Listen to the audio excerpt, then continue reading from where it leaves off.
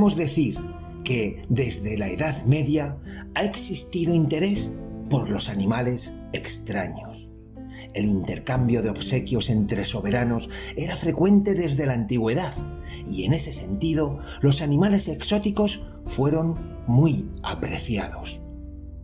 Siempre fue propio de soberanos hacer gala de grandeza. Para ello tenían en sus palacios plantas y animales propios de otros países, a cual más extraño.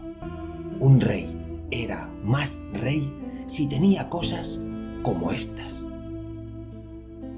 Dicho finamente, la magnificencia de un gran señor ha de verse también en sus caballos, en sus perros, en sus halcones y demás aves, como en sus bufones, sus músicos y en los animales extraños que posee. Hermosas y hermosos, bienvenidos a un nuevo paseo consciente. Hoy hablaremos de todos aquellos animales, extraños o no, que un día habitaron Aranjuez. En su momento, la flota de barcos que iban y venían a las colonias no paraban de traer animales exóticos. La dinastía Austria fue la más poderosa de Europa durante casi 2 siglos. De modo que fueron también los principales coleccionistas de la época, aunque el momento cumbre para el coleccionismo zoológico fue en el siglo XVIII, cuando además había un interés por saber, conocer, investigar. Durante la primera mitad del siglo XVII, los combates entre fieras era algo normal. Hacían pelear a tigres y camellos con perros, o rinocerontes con elefantes. Sin embargo, Carlos III, que no era partidario de estas actividades, se encontró una sociedad más civilizada y menos violenta.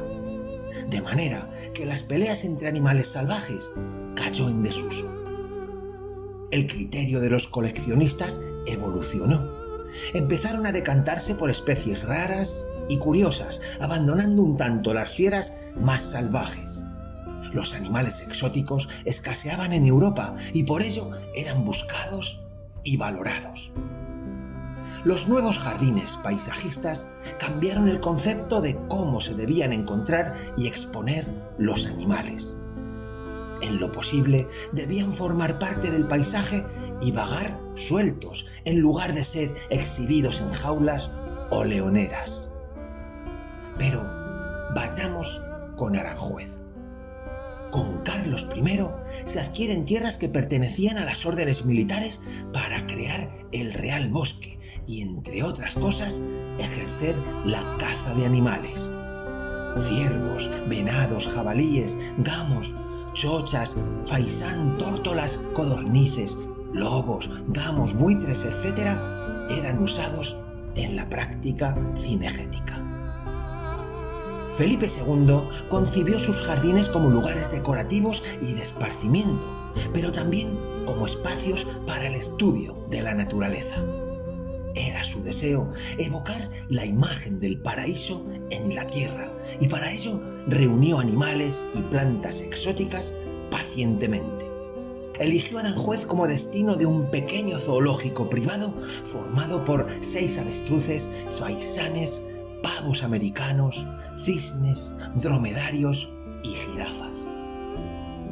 Desde Felipe II, reyes y corte se desplazaban con las jornadas reales según la época del año, y en aquellos traslados, animales como perros, monos, aves, etc., eran transportados en jaulas para seguir a sus amos. Otros, sin embargo, debían tener un emplazamiento fijo. Las posibilidades ofrecidas por el Real Heredamiento de Aranjuez eran inmensas para acoger toda clase de fauna exótica y autóctona. Desde muy antiguo, Aranjuez albergó las principales cabañas ganaderas de yeguas, vacas de leche, búfalos asiáticos y toros bravos que pertenecían a la corona. Carlos III abrió al público los jardines del Buen Retiro, lo cual hizo que el rey crease otros zoológicos privados alternativos más pequeños en algunos de los sitios reales. En el Escorial y la Granja el invierno era muy duro, lo cual limitaba mucho el número de especies posibles de aclimatar y los animales solían estar en jaulas dentro de las habitaciones de palacio. Aranjuez, sin embargo, contaba con un enclave privilegiado, hermosas avenidas y un clima benigno para albergar las más variadas especies. Por tanto, con Carlos III, Aranjuez volvió a ser el pequeño zoológico particular de los monarcas que ya había sido con Felipe II. En honor a ello, el rey mandó levantar 2 fuentes a ambos lados de la entrada a la calle del Príncipe, con esculturas realizadas en plomo que representaban 2 de los animales más notables que habían vivido por aquí: una cíbola y un elefante. El rey Carlos III era muy amante de los animales. En sus habitaciones instalaba perros, pájaros, etc. En cierta ocasión se negó a vender uno de sus camellos para hacerlo luchar en el coso de Aranjuez contra un toro. La plaza había sido inaugurada 3 años antes y se pensó celebrar con ello. Al rey no le pareció bien la idea y se negó en redondo a sacrificar al animal. Al poco tiempo, la plaza de toros fue cerrada. El rey hizo venir un centenar de vacas suizas con destino a la casa de vacas e igualmente se intentó la cría de especies americanas como guanacos o vicuñas. Eran parte de un grupo de animales útiles que Carlos III trató de introducir en España para aprovechar su lana. La cíbola era un tipo de bisonte. En 1770 partieron desde México, camino de Aranjuez, una pareja de ellos, macho y hembra.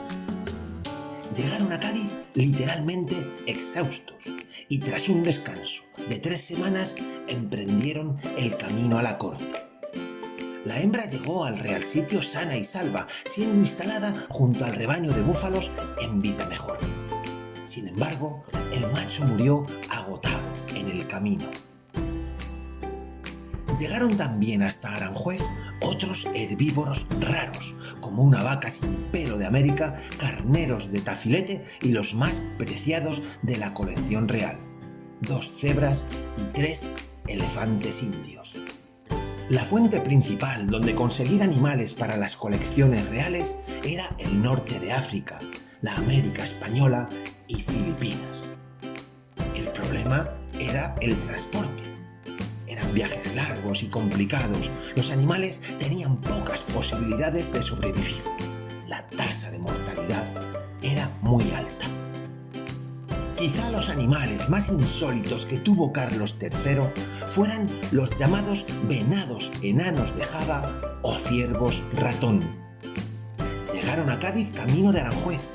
Eran 4 y viajaron en una fragata junto al segundo elefante que llegaba a España, 2 venados y un pájaro del paraíso. El rey convivió con ellos en su cuarto durante años, junto a otras mascotas que le acompañaban en sus desplazamientos por los reales sitios. Además de vacas y cabras, otra de las ganaderías exclusivas que la corona tenía en Aranjuez era la de búfalos asiáticos. Fueron traídos por Felipe III, estableciendo una primera lechería en Alpajes. De ellos se obtenían lácteos para la famosa mozzarella, a la vez que eran usados como bestias de tiro. Con Fernando VI, la cabaña de búfalos era de 70 cabezas. Las mejores razas de vacas lecheras existieron en Aranjuez de muy antiguo. Llegaron con Felipe II, asegurando el abastecimiento de grandes cantidades de manteca a las cocinas reales. Pero la leche de vaca no era la única. La de cabra era muy sabrosa y se le atribuían cualidades medicinales. Por ello, Isabel de Farnesio, muy aficionada a leche y requesones, tuvo el primer rebaño de estos animales en Aranjuez. A Carlos III también le gustaba mucho la mozzarella, el queso y el requesón. Por ello, a pesar que al llegar a España encontró vacas suficientes, decidió crear en Aranjuez una nueva vaquería semejante a la de Caserta, pero con vacas suizas, los animales más selectos y las más modernas instalaciones. La casa de vacas ya tenía con Carlos IV un total de 100 reses suizas y no había parangón en ningún lugar de la península. Conforme las peleas de fieras iban cayendo en desuso, las aves ocuparon un lugar más importante en la mayoría de colecciones con animales exóticos. Resultaban ser más baratos de adquirir y mantener. Eran los huéspedes más numerosos de palacio. En Aranjuez, además de los avestruces, había tórtolas, canarios de 4 alas y más de 400 pavos blancos. Todos vivían en libertad de árbol en árbol por todo el bosque. Sin embargo, los pavos que Felipe II tenía en Aranjuez a menudo terminaban su vida en una cazuela. Es fácil imaginar que la rica, variada y correcta alimentación en perros de caza, con 2 sopas diarias de pan y carne, igual que la de aves, con semillas, almendras finas, bizcocho, fruta fresca de temporada, lechuga, huevos duros, agua, azúcar y unas hebras de azafrán, era mejor que la de muchas personas de entonces. Sin embargo, los errores dietéticos más graves se cometían con los loros. Sus dueños les daban golosinas, 1 onza de chocolate diaria y para merendar sopas de pan con vino para que estuviesen más alegres y parlanchines. Los pájaros favoritos de Carlos IV eran los canarios. Sin embargo, en el palacio de Aranjuez tenía consigo 2 loros que le acompañaron en el momento de su abdicación y en el exilio a Bayona. En cuanto a los faisanes, fueron muy apreciados en Europa desde la antigüedad. Procedían de Asia y era un privilegio reservado a reyes y gente de poder. La repoblación de faisanes en los reales sitios resultaba muy costosa.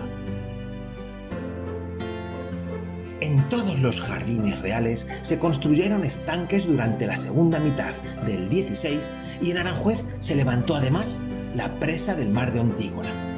Pescar peces en los estanques siempre fue un motivo de diversión para los miembros de la familia real.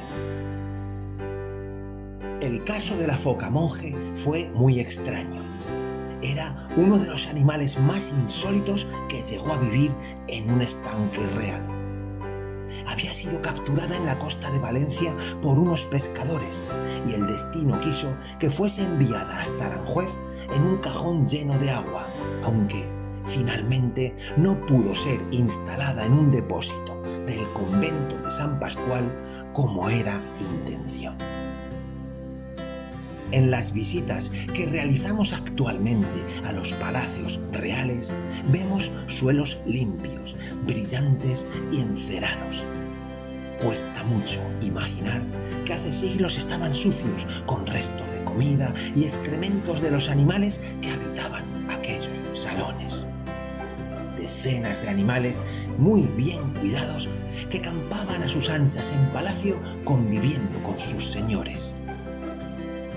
Bien, y ya para terminar, deciros que los actuales antropólogos reconocen que los animales de compañía han existido siempre. Ya de antiguo, aristócratas y cortesanos sentían los beneficios psíquicos y emocionales que les reportaban sus animales de compañía. En la corte española, cada uno de los príncipes tenía desde pequeño sus propias mascotas. Perritos, titíes, ardillas, canarios, papagayos, etc. y un pajarero de cámara a su cargo. ¿Qué tal? Si te ha gustado el episodio dedicado a los animales que habitaron Aranjuez, quedas invitado al siguiente, en el que hablaremos de camellos y elefantes, pues no hay duda que merecen un capítulo aparte. Nos vemos